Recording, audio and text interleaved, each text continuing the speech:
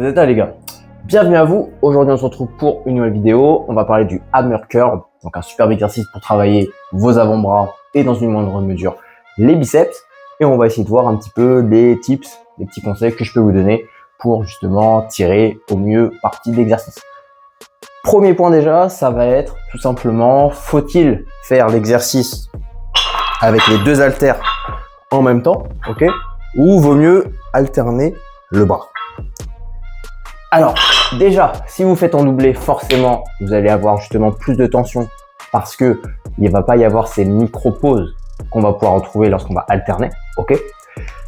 Deuxième point, lorsque vous allez alterner les bras, ça peut être intéressant parce que du coup, vous allez bien vous concentrer sur chaque bras. Donc, si vous avez un déséquilibre, typiquement, ça peut être idéal. Deuxième point maintenant, faut-il le faire debout, ok, ou comme au début de la vidéo, assis?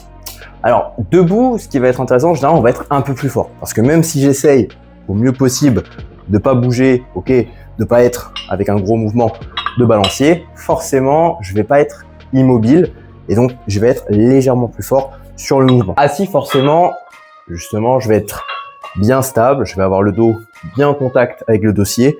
Et là, clairement, il y a zéro triche, les gars.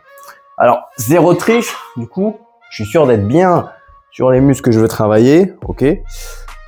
On pourrait imaginer, pourquoi pas, que lorsque le mouvement devient difficile, là je suis vraiment proche de l'échec, je sens que là je peux plus, pourquoi pas se lever et terminer quelques reps debout, peut-être avec un léger balancier, mais rien de très grave, pour aller chercher encore plus loin. Si la vidéo vous a plu, j'espère que vous avez peut-être appris quelques petites choses sur cet exercice. En tout cas, n'hésitez pas à vous abonner à la chaîne XS Coaching sur YouTube, mais on existe aussi sur Instagram sous le même nom.